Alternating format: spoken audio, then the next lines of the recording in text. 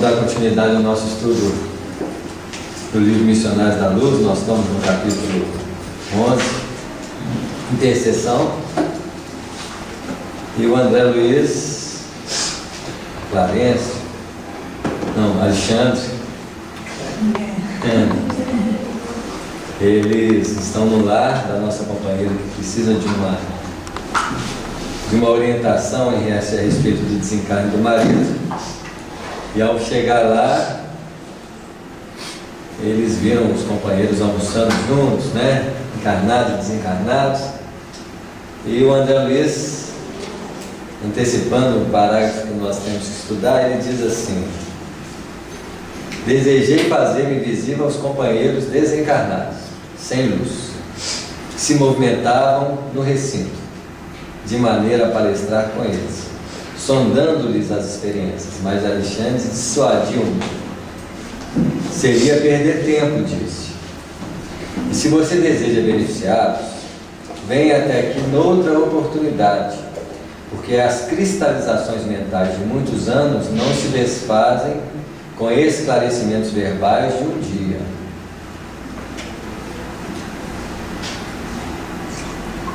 A nossa mente, ela é realmente um grande desafio para todos nós, porque uma cristalização mental é como se fosse um padrão evolutivo do reino mineral na mente, onde muitas vezes, de tanto repetir um comportamento, de tanto apresentar a mesma característica mental, aquilo vai se cristalizando em nós, né? Formando um aspecto reativo que nós temos muita dificuldade de mudar, já porque nós repetimos muito. Muitas vezes nós falamos assim: puxa, porque eu tenho tantas tendências, porque você repetiu muito elas. Criar uma proposta diferente de mudança mental exige um empenho da nossa parte. Por isso que muitas vezes o autoconhecimento, ele é um trabalho desafiador para todos nós e que requer uma dedicação profunda. Ninguém vai criar disposições novas sem empenho. Muitas vezes nós estamos acostumados a acreditar que só de estudar, só de saber nós vamos mudar. A teoria não cria posições de comportamento vivo. Ela nos auxilia uma visão mais clara, uma escolha mais deliberada, sim. Mas uma mudança profunda exige dedicação e empenho da nossa parte. Se até agora o movimento espiritual da Terra era colocado num trabalho de aplicação da verdade conhecida, agora as coisas vão mudar, porque há uma necessidade de investirmos para dentro de nós, numa perspectiva de mudança interior. E isso requer uma compreensão de como nós funcionamos, já que toda manifestação interior é base de forças agindo sobre nós, caracterizando o nosso espírito em patamar evolutivo que nós vamos ser especificamente chamado de inferior, semi-inferior, mais elevado, de conformidade com a forma como nós lidamos com essas forças internas. Não é assim? O nosso padrão existencial está marcado por forças. Basta ver que nós precisamos romper com a barreira do condicionamento. Condicionamentos esses que não são fáceis de mexer, porque só nós não vemos um condicionamento aplicando, nós vemos o efeito dele na nossa vida. Quando nós agimos e falamos assim: não devia ter feito assim, né? Esse condicionamento é uma resposta automática de reações que nós vamos trazendo desde quando? Desde o reino animal, ou talvez até em raízes mais profundas, naquilo que o Jung, por exemplo, chamou de arquétipo, né? O consciente coletivo, ou o id, na linguagem da estrutura mental. Porque são forças canalizadas automáticas que regem as nossas escolhas no dia a dia. Só que o nosso espírito, como regente de um reino interior, porque Jesus falou que o reino dos céus não vem com aparências exteriores, isso quer dizer que eu preciso ter um domínio sobre o reino que eu tenho acesso. Eu não ser reino de ninguém, Ledo engana quem acha que domina a mente do outro, que determina a escolha do outro. Mesmo criança, já há uma disposição de não querer seguir o que nós pedimos, demonstrando que nós mandamos em ninguém, né? Imagina um governante achar que não governa uma nação.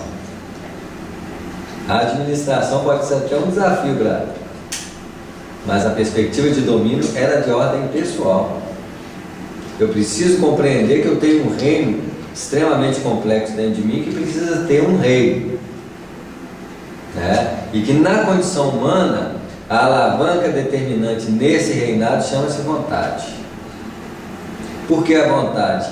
É a ação interferidora da razão sobre os impulsos governantes que ainda nos dominam. Eu posso ter uma reatividade sexual desequilibrada, mas a minha razão diz assim: não movimente mais nessa área, porque você vai se complicar dentro dela. Muitas vezes você vai agir constrangido em relação à força que quer te dominar, até que nós consigamos pairar nossa consciência em cima daquela força para estudar a matriz e a raiz de funcionamento. O nosso problema é que quando as forças chegam, indiferente qualquer uma delas, elas vêm com uma carga de repetição, como se fosse uma cristalização mental. Não adianta eu falar assim: vou ter domínio sobre as forças sexuais. As expressões verbais não dão conta de modificar os parâmetros de vivência do passado. Eu preciso lidar com ela de uma forma diferente. Primeiro colocando minha consciência sobre ela. Basta ver que o Evangelho fala muito dos terrenos, né? Assim, do pai de família que divide o terreno entre os filhos, da seara que o Senhor colocou na mão dos trabalhadores. Esses terrenos são a nossa intimidade, em que nós devemos operar sobre nós, sem que as reações do passado determinem a característica daquilo que somos. Quantos anseios de orgulho ferido, quanta perspectiva de humilhações falsas, porque o espírito em si, ele não é ofendido, não é humilhado, não é rejeitado. Nós é que interpretamos os fatos sob uma expressão emocional vivida no passado. Aí nós interpretamos a vida conforme esse fundo de manifestação. O espírito em si, na sua pureza, não tem essa característica. Mesmo porque ele não tem que defender nenhuma ideia que tem sobre ele mesmo. A ofensa é o quê? É uma ideia que eu tenho de mim contra a opinião do que o outro dá. A rejeição é o quê? É uma sensação de achar que o outro tem que determinar as minhas escolhas. Uma dependência da perspectiva do que o outro pensa, do que o outro escolhe, do que o outro quer fazer, me deixando de quê? De lado. Mas quem falou que eu sou determinado pelo que o outro quer fazer? Enquanto nós não colocarmos em xeque essas distorções interpretativas das nossas experiências, nós vamos sofrer. Então a expressão muito clara: as cristalizações mentais de muitos anos não se desfazem com esclarecimentos verbais de um dia.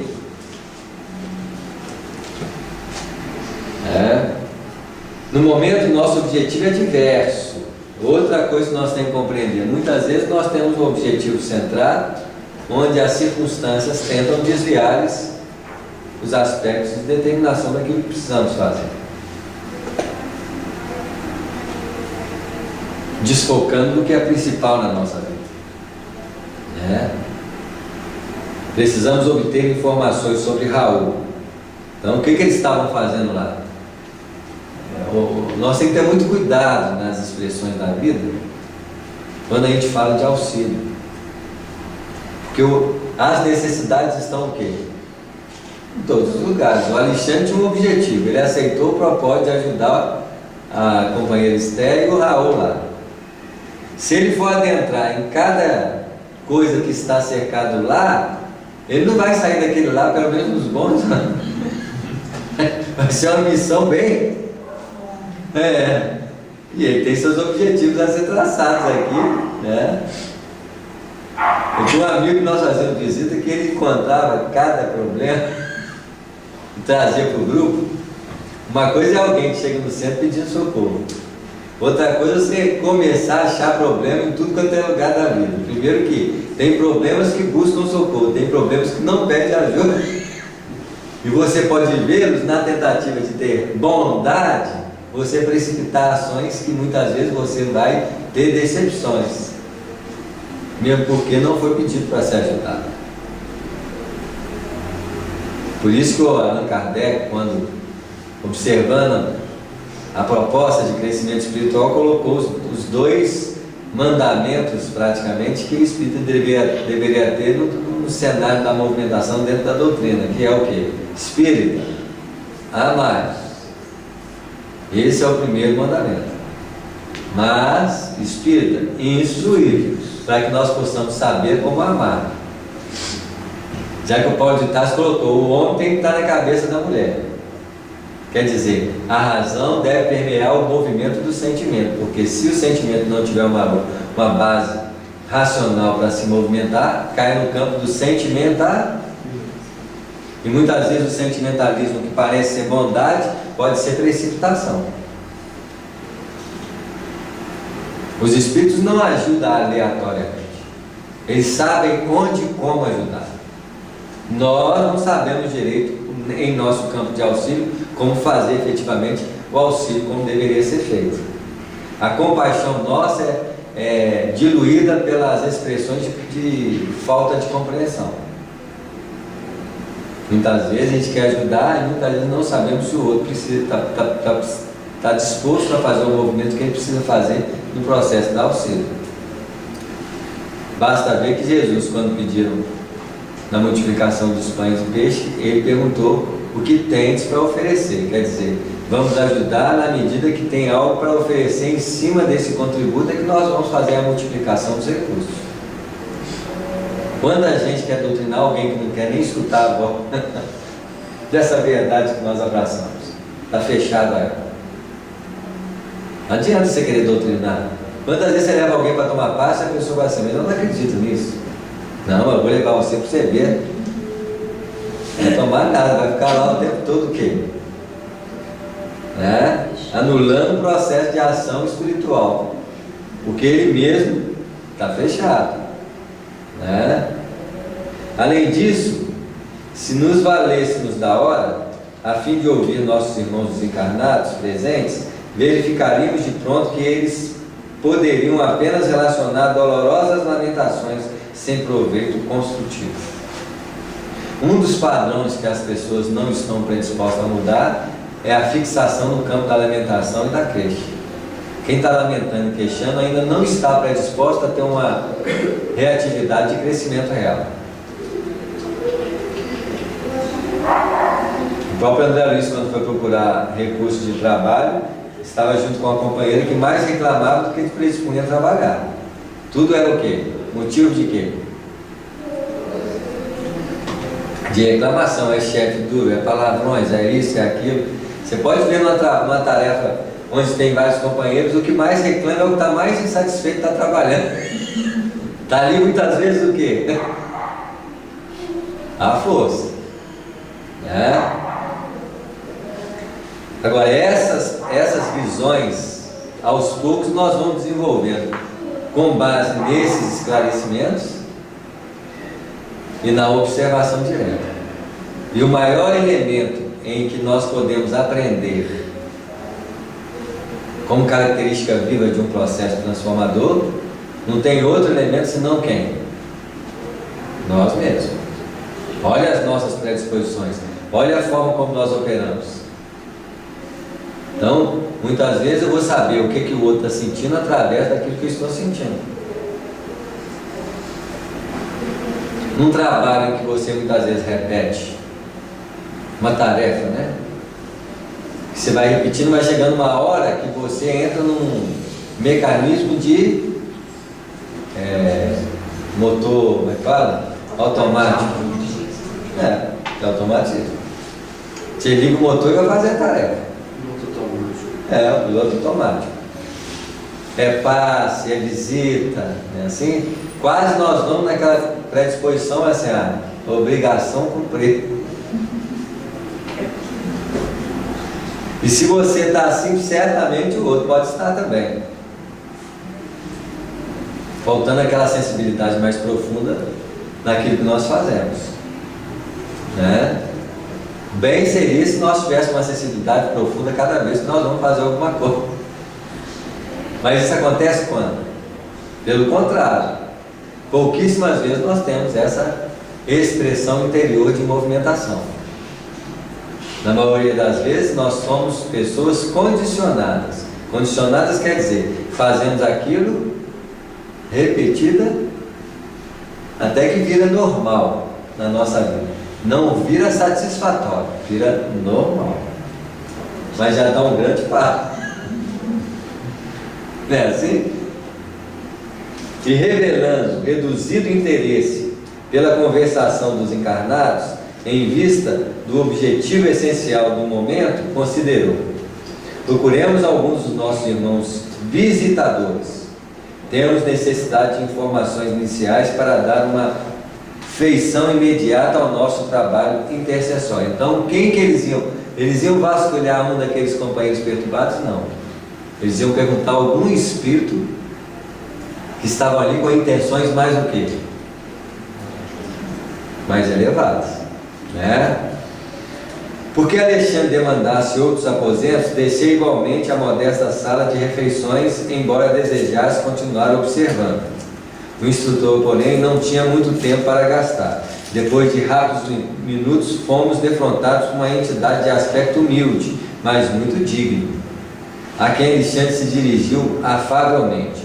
Meu amigo, é visitador em função ativa? Então descobrimos outro elemento instaurado na perspectiva de um lar ou de uma tarefa espiritual.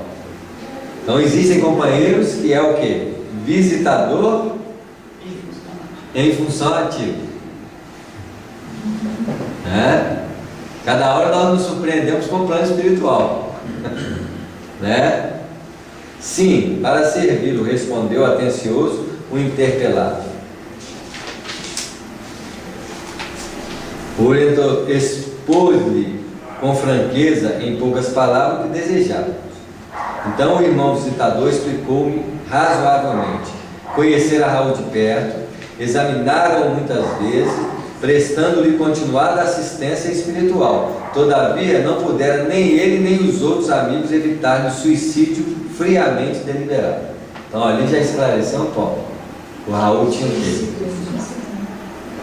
Então, poderia o Alexandre ir embora dali, mas ele precisava conhecer os detalhes da situação para fazer um trabalho bem o quê? Bem feito. Porque para nós, o trabalho de boa vontade já é o suficiente. Porque há um certo livramento da obrigação por si. O trabalho fundamentado no plano espiritual, ele requer um pouco mais de qualidade e dedicação. Porque requer empenho real na solução daquilo com características bem feitas. Nem no trabalho profissional, muitas vezes, nós temos essa predisposição. Como nós fazemos esse movimento superficial em nossa vida, em quase tudo que fazemos, não vai fugir a esse aspecto os padrões da nossa atividade o quê? Espiritual. A não ser que esse trabalho traga para nós algum benefício próprio. Por exemplo, um deles, a satisfação de ser reconhecido como alguém importante na tarefa, como uma pessoa bondosa, uma pessoa elevada e assim por diante. Então, o padrão da tarefa não tem nem muito uma qualidade essencial, mas tem uma recompensa pessoal de engrandecimento próprio, né? Lá vem ele, o instrutor da tarefa, o mentor elevado, né? Assim, o chefe da nossa equipe, né? Suicídio? Interrogou Alexandre, procurando informar-se de maneira completa. A viúva acredita em assassínio. Entretanto, ponderou o novo amigo, ele soubera dissimular com cuidado. Meditara por muito tempo o ato infeliz e, no último dia, fizera a aquisição de um revólver para o fim desejado. Alvejando a região do coração, atirou a arma a pequena distância, depois de utilizá-la cautelosamente para evitar as impressões digitais e, desse modo, conseguira burlar a confiança dos familiares, fazendo-os supor tivesse havido doloroso crime. É como que nós escamoteamos nosso comportamento diante até de atitudes como essa, do que eles vão pensar depois da morte de mim, porque provavelmente eles não acreditavam na vida após a morte. Mas mesmo assim eu quero perpetuar o quê?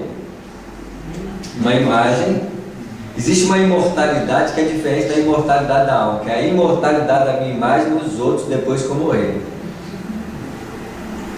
Muita gente faz uma obra, né, para chamar a atenção, tem o propósito de morrer e deixar lá repercutindo a obra na mente das pessoas. São níveis de interesse de perpetuação do nosso ser em relação às outras pessoas, uma marca de continuidade, né? E chegou a vê-lo nos derradeiros minutos da tragédia, indagou Alexandre paternal. Sim, esclareceu o interlocutor. Alguns amigos e eu tentamos socorrê-lo, mas em vista das condições da morte voluntária, friamente deliberada, não nos foi possível retirá-lo da poça de sangue em que se mergulhou, retido por vibrações pesadíssimas e angustiosas. Permanecíamos em serviço com o fim de ampará-lo, quando se aproximou um bando de algumas dezenas que abusou do infeliz e deslocou facilmente em virtude da harmonia de forças perversas.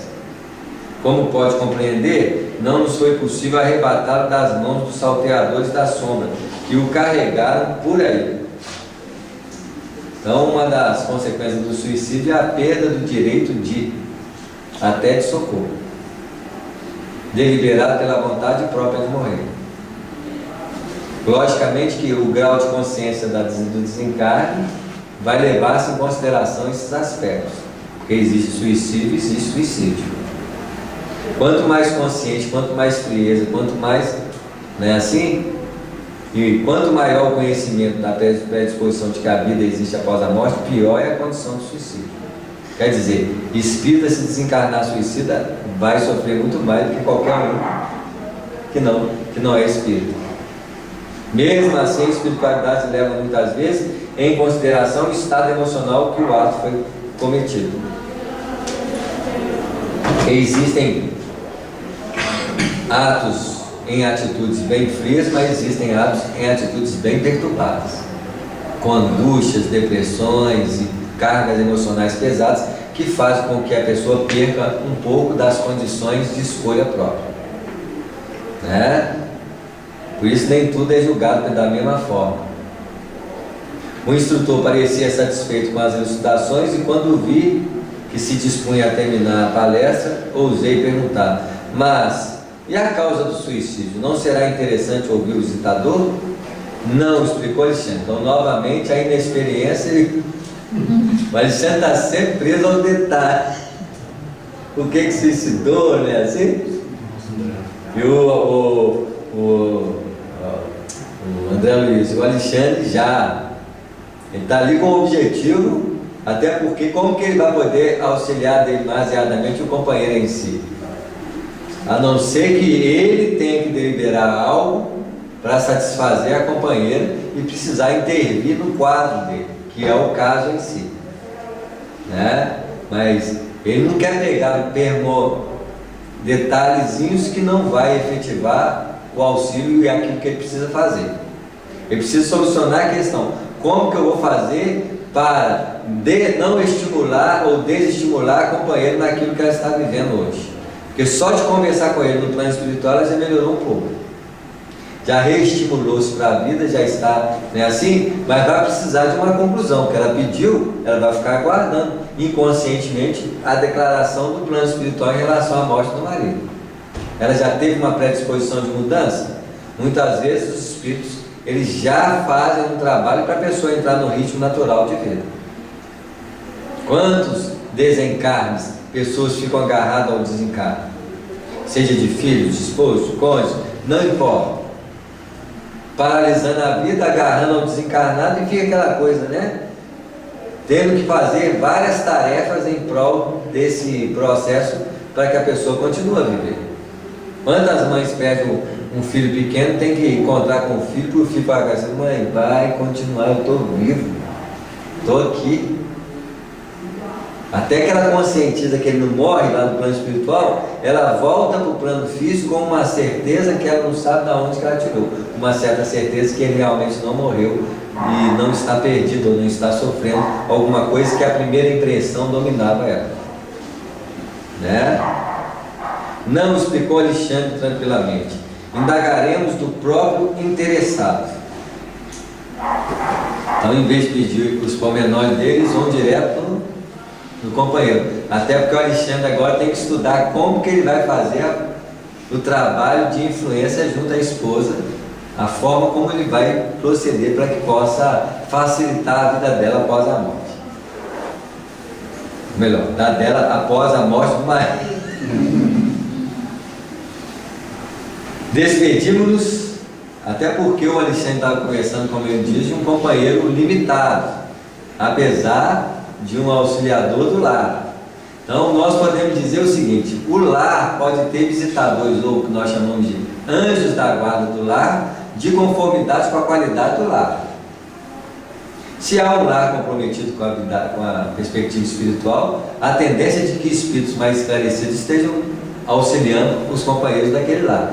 Naquele lar que não tem nenhum tipo de comprometimento espiritual, que não tem, o anjo da guarda está mais ou menos no nível de necessidade que o grupo está ali. Ele vai favorecer dentro de um padrão que das necessidades dos companheiros.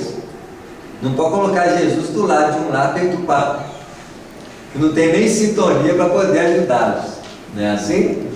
Cada espírito no patamar evolutivo das pessoas que querem a presença espiritual em torno dela. E existem lares que não tem nem anjo da guarda, tem mais obsessor do que anjo da guarda, em decorrência da escolha coletiva que o grupo está ali dentro. É assim? Parece que isso acontece também no culto no lar, né? Quando a família inicia o culto no lar, né? São enviados espíritos mais iniciantes, mais simples, e à medida que o culto se fortalece, né, e se consolida, né, vai subir na graduação do espírito. Exatamente. Pelas necessidades de compreensão que esse grupo precisa. Então, em tantas tarefas depois da morte, porque o emprego do espírito depois da morte é um emprego articulado junto às tarefas que o mundo oferece em algumas das funções profissionais do plano espiritual. Tem funções profissionais do plano espiritual que trabalham no plano espiritual. E tem funções espirituais do plano espiritual que trabalham na onde? Na Terra.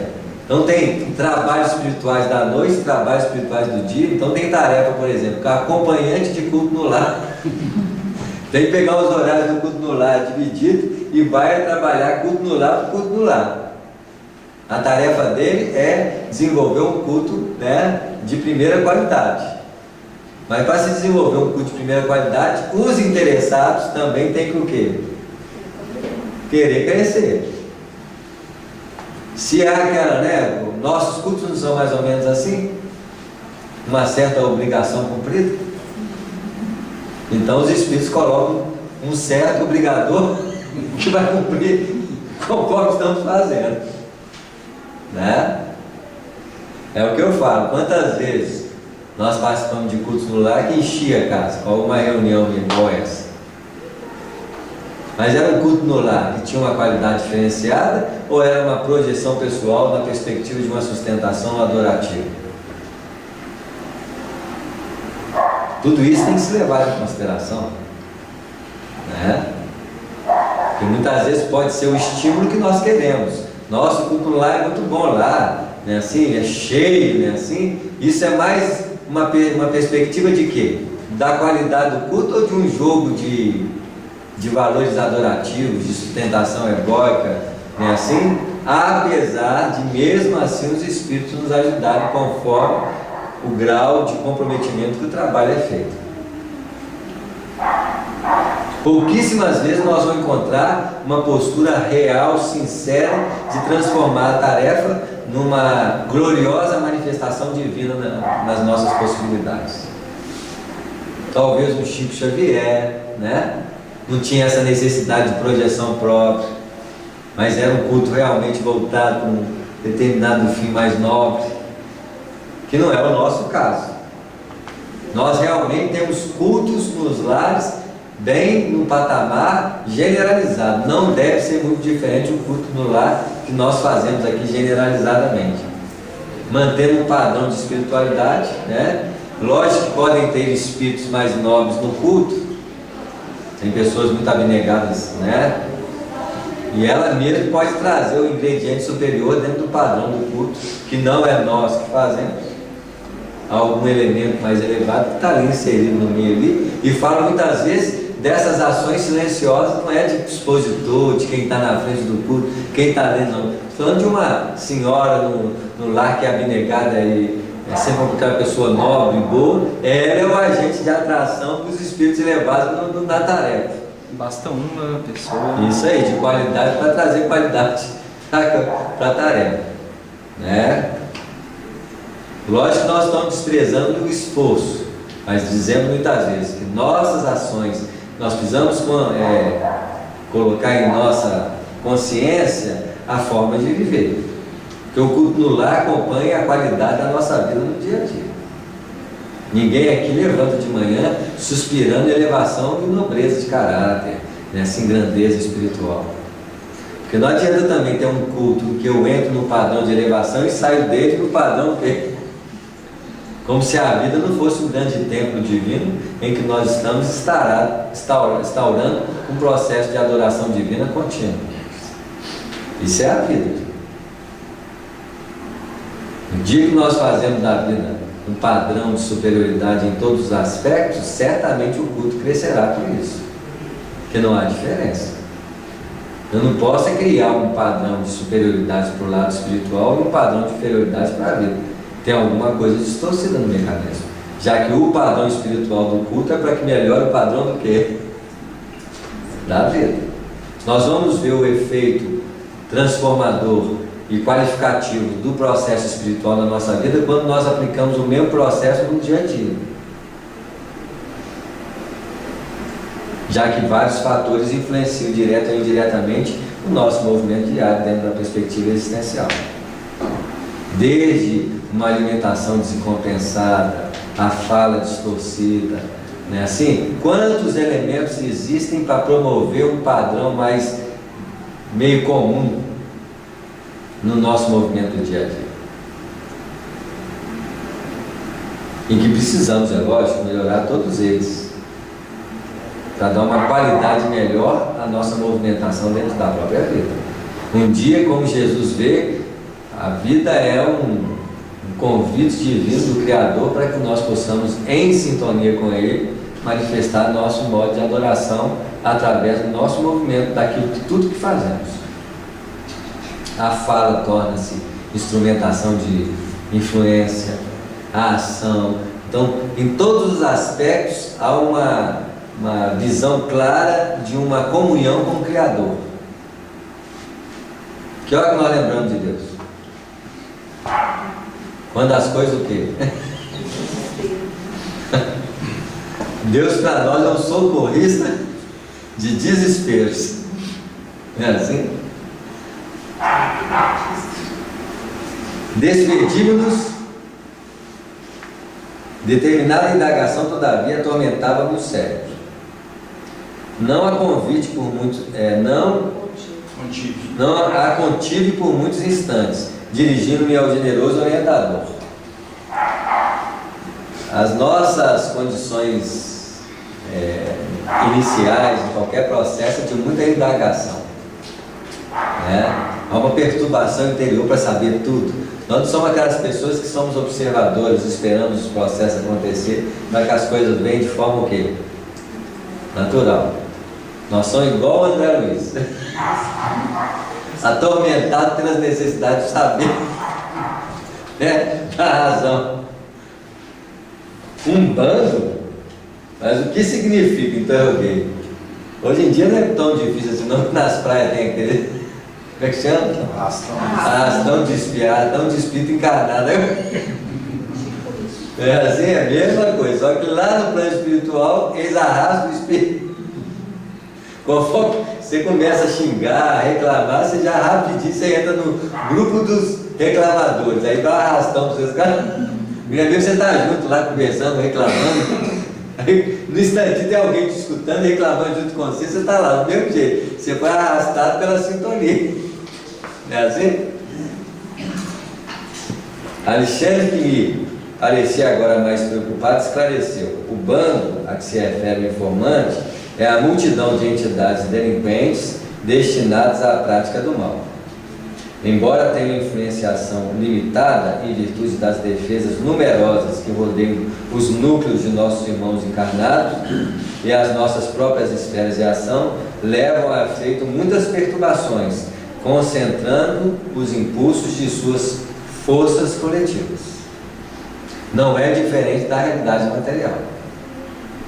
Que hora que nós vamos ser mais facilmente assaltados? Por exemplo, quando a gente está perturbado. Quando a gente está perturbado, quando a gente está num ambiente propício a isso, quando a gente está no horário propício a isso, não é assim? Então, isso é um facilitador. Porque hoje em dia, por mais que não queira, tem uma rádio patrulha, tem quantos recursos tem que impede diretamente a ação criminosa em torno de nós? Né? Então, a mesma coisa. Quanto mais vai crescendo espiritualmente, não é porque os espíritos desencarnados que não têm a ação belicosa ou a ação exploradora. Se nós descemos nos planos espirituais inferiores, aquilo que encontramos nos planos físicos, nós chamamos de áreas de perturbação e agressividade, de violência e crime, nos planos espirituais inferiores, aquilo lá é só fachada.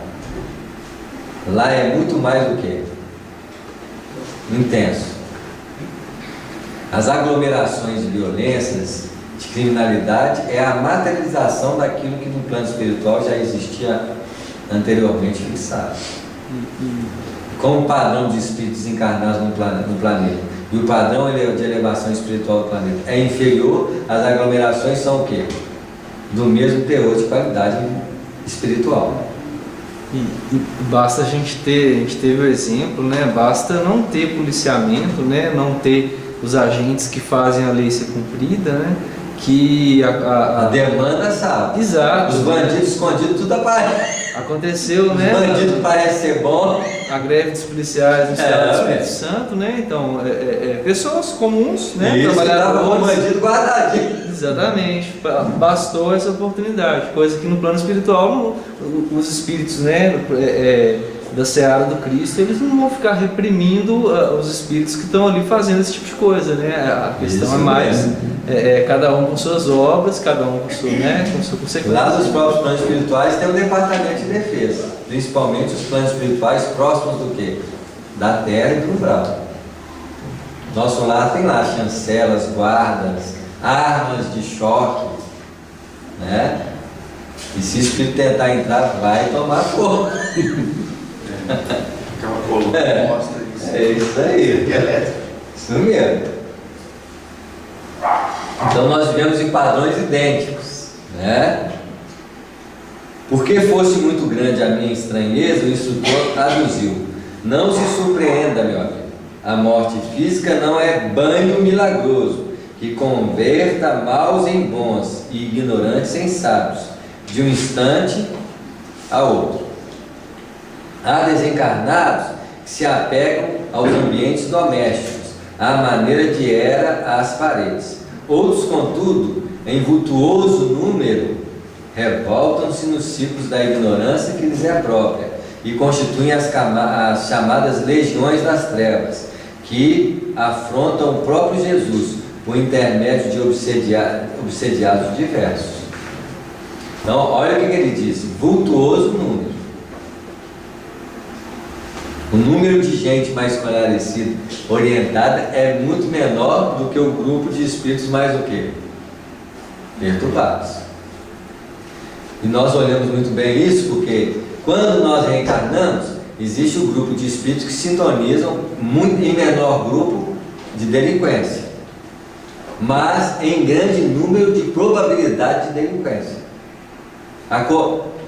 Arregimentado por uma disciplina familiar, por um processo educativo, mas mesmo assim, deu uma brechinha, que acontece? Aflora rápido o nosso lado sombrio, aproveitando, né, assim?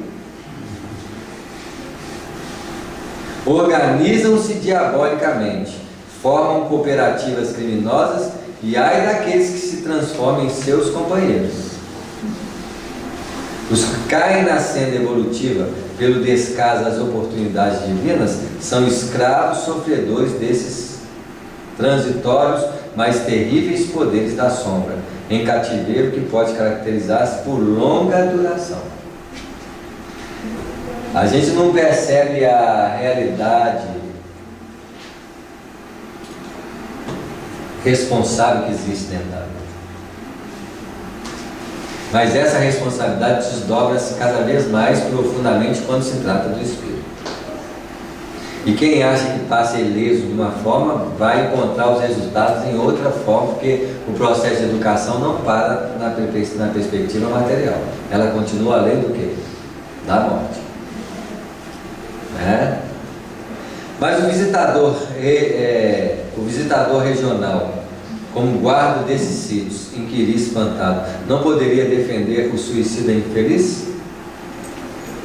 Se ele fosse vítima de assassínio, sim, respondeu o instrutor. Em outras palavras, se ele fosse vítima, não fosse o quê? O causador. Olha só, a vítima sempre tem abertura de defesa, mas o causador vai ter uma dificuldade maior nesse sentido. Porque na condição real de vítima, o homem segrega determinadas correntes de força magnética suscetíveis de pôr em contato com os missionários do auxílio. Então, há uma manifestação vibratória, que ele falou de segregação de determinadas correntes de força magnética. Nós emitimos forças de socorro silenciosas, captáveis dos planos superiores. Quem está na posição de quê? De vítima. E olha que na posição de vítima sem causador, porque tem gente que é vítima, mas está pronto para causar o mesmo desagoro ao outro. Então esse não é vítima, é um oportunista. Duas gangues que estão em luta, pode ser vítima quando uma está atacando, mas se tivesse predisposição, ia fazer o quê? Isso não é vítima. Vítima é uma situação, mesmo em processo de lei de causa e efeito, em que a pessoa é pega numa capacidade íntima de pedido de socorro. Mesmo assim, muitos acontecimentos surgem na nossa vida em decorrência da dureza espiritual que nós nos mantemos. Quantas pessoas são assaltadas, por exemplo, pelo egoísmo acalentado, pela indiferença ao sofrimento alheio? Há uma atração natural.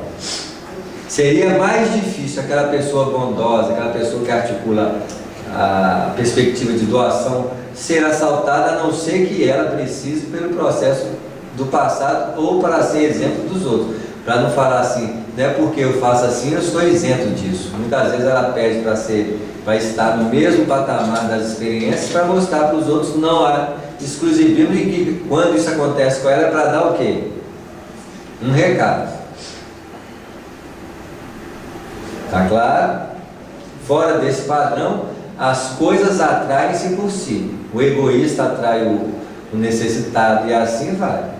Nós temos que tomar cuidado com o que nós estamos atraindo na nossa vida, porque algum sinal está querendo dizer para nós mudar o nosso comportamento. O que eu estou atraindo na minha vida? Estou precisando de alguma coisa em relação àquilo. Mas no suicídio previamente deliberado, sem a intromissão de inimigos ocultos. Então olha só, alguns aspectos que nós avaliamos no estudo do suicídio. Primeiro, o suicídio foi deliberadamente estudado, calculado, não é assim? Mesmo assim eu tenho que levar em consideração o estado emocional que isso é feito, o padrão emotivo que está por trás dele. Outro, há uma intromissão obsessiva no processo do suicídio? Há uma intromissão de compartilhamento dos compromissos nesse sentido? Não é assim? Uma insinuação contínua, morre, desiste, não é assim? Então nós estamos, por coincidência, caindo num assunto que o mês em si trata, que é o mês de setembro ou de outubro, que é de setembro, né? Assim que é o tema do suicídio, em que muitas vezes, na inconsciência daqueles que se predispõem a isso, em decorrência da ausência de espiritualidade no próprio coração, precisamos criar um movimento de divulgação, de mensagens, né, assim, para ver se por elas nós podemos tocar alguém, na inconsciência que se encontra. Mas a perspectiva do suicídio em si, ela é dolorosa para aquele que escolhe fazer, e indiretamente para aqueles que convivem com ele, porque no fundo vai dar um pouco mais de trabalho no processo de soerguimento espiritual daqueles que estão na retaguarda. Mas para Deus existe alguma perturbação em relação ao suicídio? Vocês acham que Deus sofre com o suicídio dos seres humanos? Ele chora o suicídio? Aí você fala assim, Deus é insensível. Como é que fica isso? Será que Deus é insensível? Ou Ele conhece a natureza espiritual de cada um de nós? Qual que é a certeza de Deus em relação a todos nós? A vitória e a perfeição. A escolha interior do caminho a seguir é de cada um. E Ele sabe que todos nós vamos chegar lá. Isso pode ser visto como uma certa indiferença, pode até ser visto como uma certa diferença, mas é uma certeza absoluta daquilo que Ele faz. Quanto mais próximo de Deus, menos é o sofrimento das criaturas em relação às escolhas daqueles que estão na retaguarda, até porque já passaram por aquela experiência e sabem como é que a coisa é. O suicida morreu e acabou? Não. E quanto tempo dura o sofrimento de um suicida? O tempo que ele se fizer sustentado por ele mesmo. Porque a partir do momento em que ele quiser mudar, as coisas mudam. Ah, vai facilitar? Talvez até facilite alguns aspectos, mas ele precisa reconstituir aquilo que ele danificou. E o pior elemento que ele danificou nessa história toda é o quê? Ele mesmo. A estrutura espiritual, a estrutura física, que ele vai ter que reestruturar. Uma recomposição do órgão, uma recomposição das energias inferiores. Quantas coisas precisarão se refazer por ele mesmo, né? Como este sem intromissão de inimigos ocultos, como este sob nossa observação. O desequilíbrio da alma é inexprimível e acarreta absoluta incapacidade de sintonia mental com os elementos superiores. Mas indaguei assombrado. As sentinelas espirituais não poderiam socorrer independentemente? Esboçou Alexandre um gesto de tolerância fraterna e acentuou: sendo a liberdade interior a panagem de todos os filhos da criação, não seria possível organizar precipitado serviço de socorro para todos os que caem nos precipícios do sofrimento, por ação propositada, com plena consciência das suas atitudes. Isso é uma contraprodução do processo de despertar educativo. É igual o pai que passa a mão nos ouvidos do filho achando que está ajudando o filho. E só vai levando o filho para onde? Para o buraco. A própria mãe do André Luiz, o André Luiz mesmo, quando a mãe foi visitar, ele começou a fazer as reclamações, o choro dela, e falou assim: ó, se você continuar, eu vou ter que ir embora. Eu não posso ser mais aquela mãe da terra que passava a mão nos seus desequilíbrios achando que você era a pior vítima dos processos da existência. O que nós não fazemos com os nossos filhos? Nós temos uma consciência clara educadora? Nós estamos aprendendo, que é muito difícil, principalmente se tratando daqueles que estão mais próximos de nós. Em tais casos, a dor funciona como medida de auxílio nas corrigências indispensáveis. A sensibilização, a reflexão dolorosa, ela é benéfica para nós, quando nós estamos abertos a escutar a mensagem que está por trás dela. Nós temos uma grande sensibilidade em relação às nossas dores.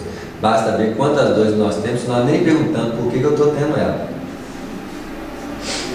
Hoje, conforme o grau de sensibilidade que nós temos, uma dor de cabeça já chega só de uma postura negativa em decorrência de uma insatisfação daquilo que está acontecendo com a gente. A gente cai naquele pessimismo, naquele pensamento. Qual que é o órgão produtor dele? Aí vem a dor. Quantas vezes já faço, gente, caí naquela posição negativa e estou lá. Agora estou sofrendo os efeitos. Nós temos que ter até um diálogo mais aberto com os nossos órgãos, pedir desculpa a eles de vez em quando, porque quantas aspectos tempestuosos, quantas perturbações nós não causamos a eles e eles vão atender direitinho. Você vai ter o efeito disso. Então, quando você vê que você perturbou muito, você fala assim: ô intestino, me desculpe. Isso, né? Vocês são os amores. É assim, tem que ter um diálogo com os nossos servidores, né? Estão nos servindo com muita luta, né? E a negação. Mas, e os maus que parecem felizes na própria maldade? Perguntará você naturalmente. Esses são aqueles sofredores perversos e endurecidos de todos os tempos, que apesar de reconhecerem a decadência espiritual de si mesmo, criam perigosa crosta de insensibilidade em torno do coração. Nas perspectivas do mundo, eles têm até nomes, como padrão patológico psicológico do ser, psicopatia, né, assim, e outras características que perdem um pouco da sensibilização. Provavelmente são espíritos com essa crosta envolvendo a área da sensibilidade interior, né? Desesperados e desiludidos, abrigando venenosa revolta, atiram-se à onda turva do crime, até que um novo raio de luz lhes desabroche no céu da consciência. Tem que uma hora saturar aquele estado interior e florescer uma nova luz na consciência interior para que haja modificações. Tem espíritos inveterados que caem de planeta a planeta em verdadeiros gênios do mal, chamados os dragões da perversidade. São espíritos que lutam, alimentam a perspectiva contrária à própria divindade. E que em muitos casos espíritos fazem trabalhos múltiplos para tentar romper com essa barreira cristalizadora que eles alimentam. O assunto oferecia seja valiosos esclarecimentos, mas Alexandre esboçou um gesto de quem não podia gastar muito tempo com palavras e depois de ligeiro intervalo acrescentou: André, mantenha-se em oração, ajudando-me em alguns momentos. Quando eles falam assim é porque nós estamos perturbando. Vamos calar a boca. Quando eles falam assim, mantenha em oração, porque está perturbando o trabalho. Quantas vezes na reunião mediúnica, né? Assim, pede o grupo para fazer uma música, entre em oração, que o grupo dali está todo mundo assim, ó, perturbando, tirando tudo quanto é lado. O Alexandre sabe, né? Se mantém em oração, me ajuda. Para de perturbar com as suas indagações inoportunas, né? Agora que tenho informações positivas do visitador, preciso mobilizar minhas possibilidades de visão, se indicando quanto ao paradeiro do nosso irmão infeliz. Então, quanto mais nós almejamos uma visão de auxílio ao semelhante, mais nós podemos articular um desdobramento das nossas capacidades visuais. O Alexandre, por exemplo, com a distância poderia enxergar a partir dos dados objetivados, né? Ele podia ampliar a sua capacidade perceptiva para encontrar o companheiro. Porque quando nós olhamos um avião no espaço, onde está o limite da nossa capacidade visual? Nós estamos numa sala em que temos uma clara visão até a parede que nos cerca a perspectiva visual. É até ali que a gente consegue enxergar? Se nós entendemos que a visão é um aparato da mente, isso quer dizer que aonde estende minha visão, a minha mente, nessa circunstância está o quê? Estendida. Então, qual que é o tamanho da nossa mente? Está no raio das capacidades perceptivas que nós temos. E se eu consigo ver as estrelas, onde está a dimensão da nossa mente? Eu posso não estar focalizado o tempo todo nas estrelas, diminuindo o padrão de maior foco das nossas capacidades perceptivas. Mas é bem abrangente o campo da nossa influência. Agora, se meu campo estende até lá, o de vocês também estende? Então há o quê? Há uma interação de irradiação mental entre nós, que se mistura num todo. Mistura num todo entre nós, mistura num todo com Deus e com os Espíritos. É assim que nós vamos desenvolver potenciais ainda adormecidos nesse cenário de percepção. Mas ninguém vai ver sem proveito próprio, principalmente em se tratando de visões espirituais, que não vai dar para nós recursos que é utilizado para beneficiar o engrandecimento da vida.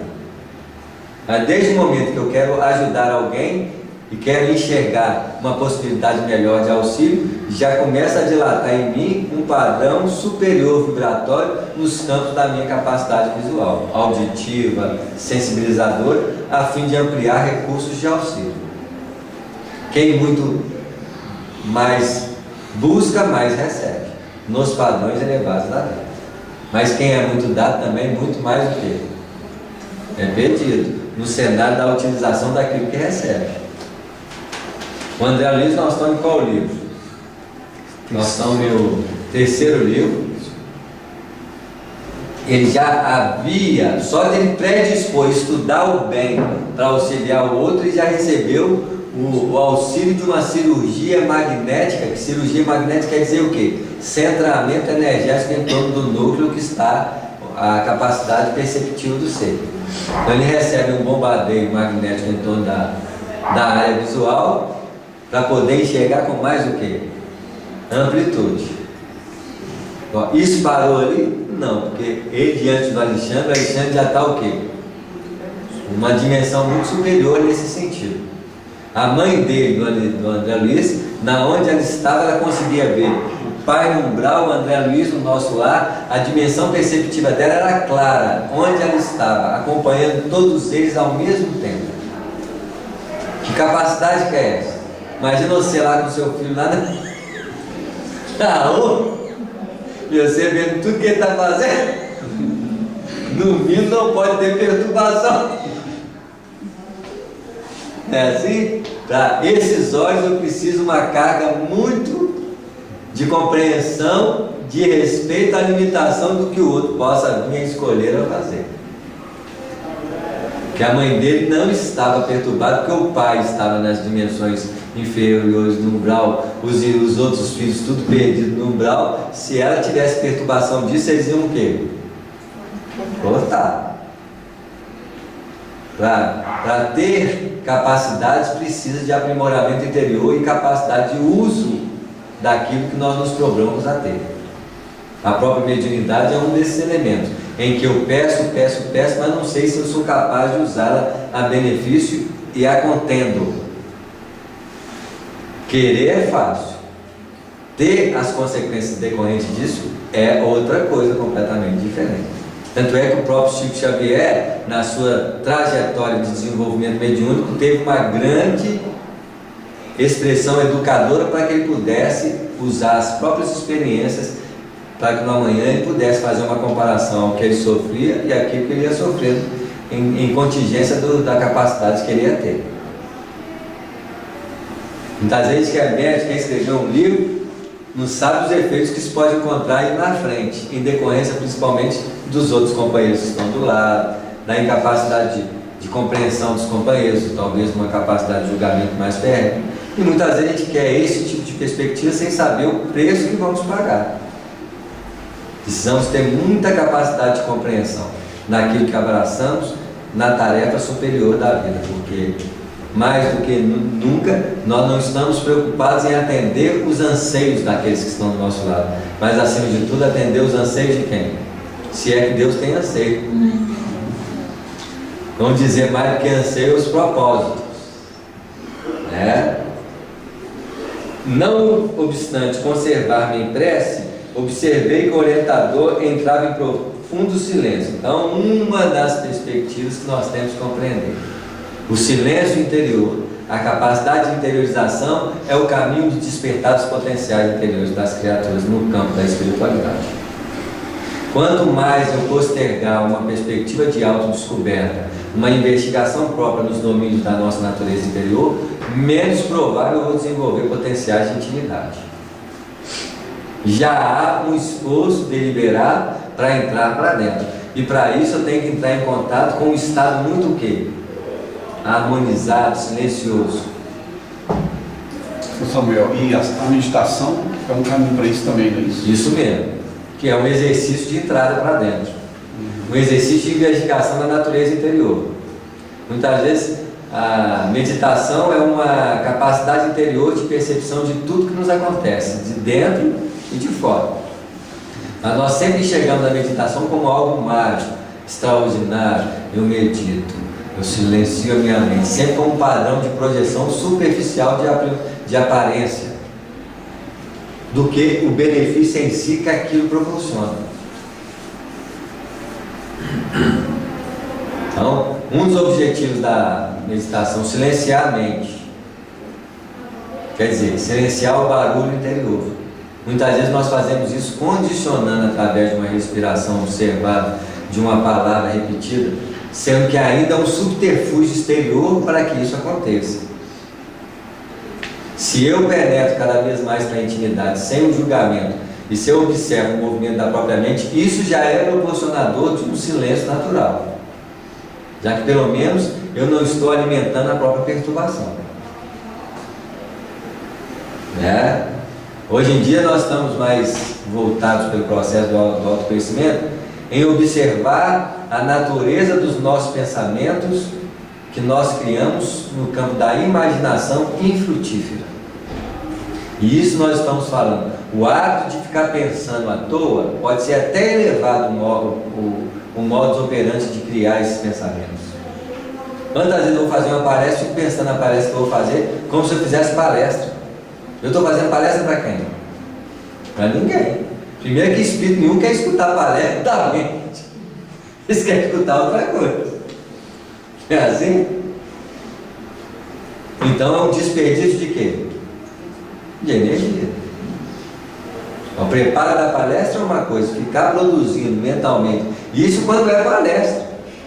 Mas se eu sustento isso, uma imaginação superior, no campo do desperdício da energia mental, isso favorece a utilização desse mesmo recurso para o campo o quê? Inferior. Então eu tenho que cortar dos dois jeitos. Eu não quero desperdiçar minha energia e funcionar de forma mais ativa e operante. Então a primeira coisa que eu tenho que fazer é observar quantas vezes eu entro no jogo minucioso das imaginações de desperdício de energia mental. Qualquer que seja a produção. O que nós temos que fazer? Toda hora que você se vê pensando em algo que não está acontecendo, por quê?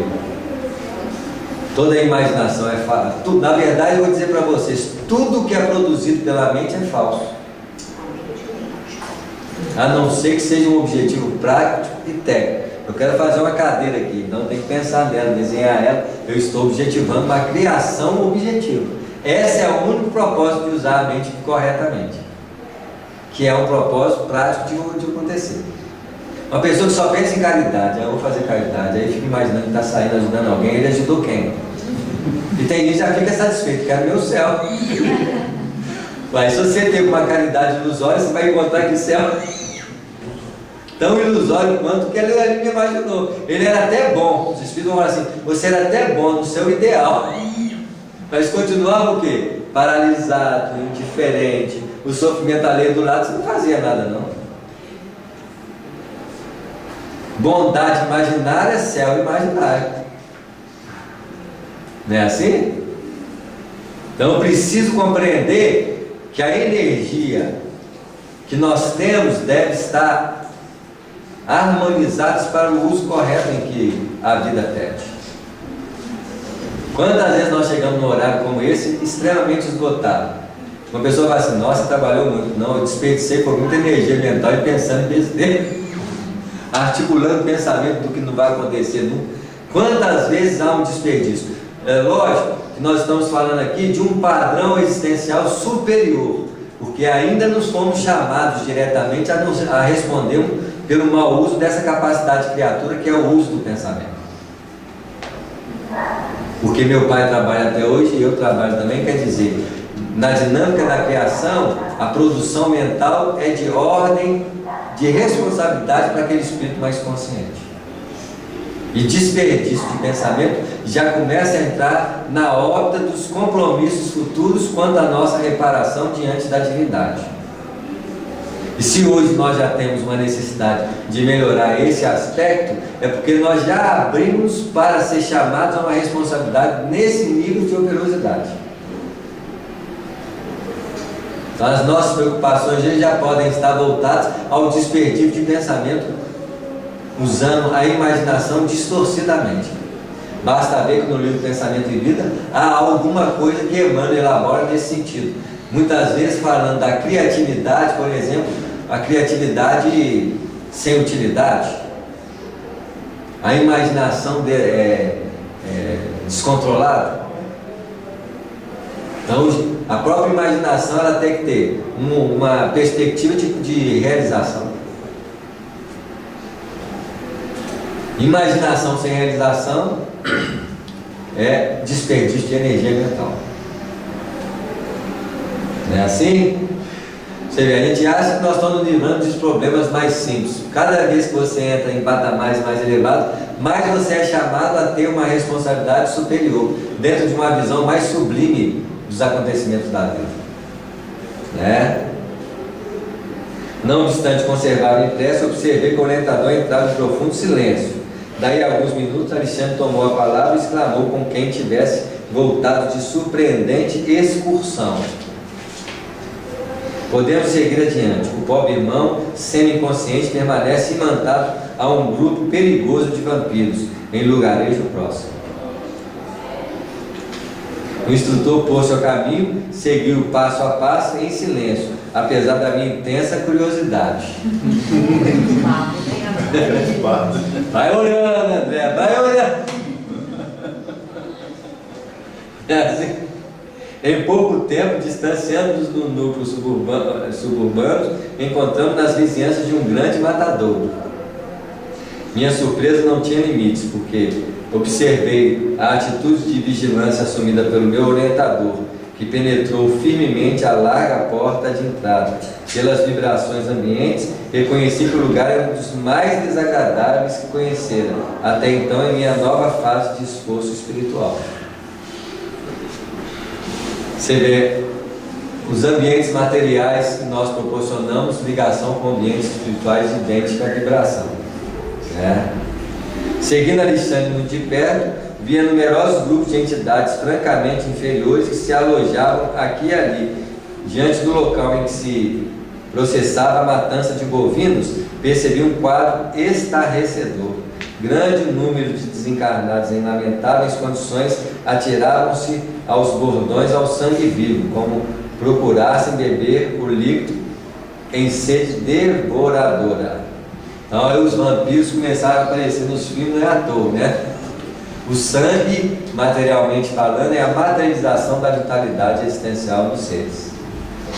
Se a energia vital é a fundamentação do sangue no perispírito, o sangue é a materialização dessa energia, espalhadas em todos os corpos. Onde tem ramificações sanguíneas, né? Vasos, veias, e os outros nomes decorrentes da diminuição do comprimento, né? E eles vão chegando aonde precisar chegar, com uma distribuição de energias em todos os setores da vida. Então, se há uma materialização da energia vital em nós, é o sangue.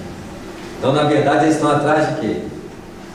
Vitalidade e energia viva, materialmente falando. Uma sensação que lhes dá um prazer muito grande.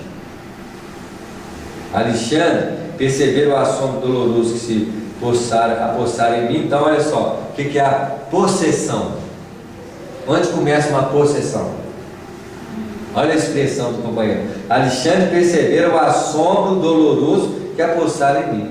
Assombro doloroso. Quantas vezes nós não fazemos isso diante de um fato em que eu poderia estar tranquilo, operante, benefício do bem, você... Deus. Aí vai aquela postura de possessão perturbadora em nós.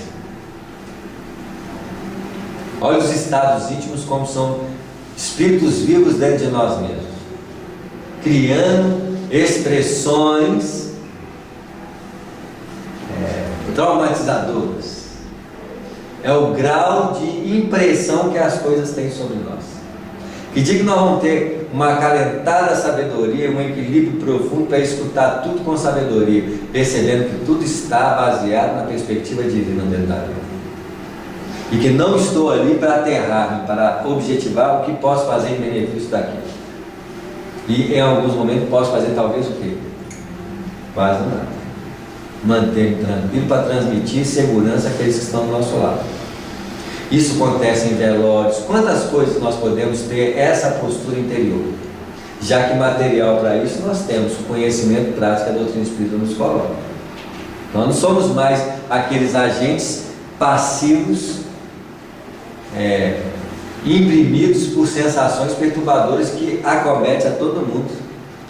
Já somos chamados, pelo menos, a não ter tanto essas perturbações diante dos fatos que nos acontecem. Morte é só para os outros, gente? Ou não vai acontecer perto de nós? Vai aproximar de nós? Então eu preciso estar preparado para tudo. A doutrina espírita é uma lente de contato que coloca nos nossos olhos e enxergamos além de a maioria das pessoas. Então eu preciso usar essas lentes nos acontecimentos em que a doutrina nos prepara, para que eu tenha um comportamento influenciador positivo. E não é superioridade de influência, não. É equilíbrio de influência. Né? O tempo acabou? Não estou enxergando. Nossa, já até passou. Então vamos parar aqui. Alexandre perceber o assombro doloroso que se apossara de mim. Possessão perturbadora, que acontece conosco muitas vezes. Muito bem.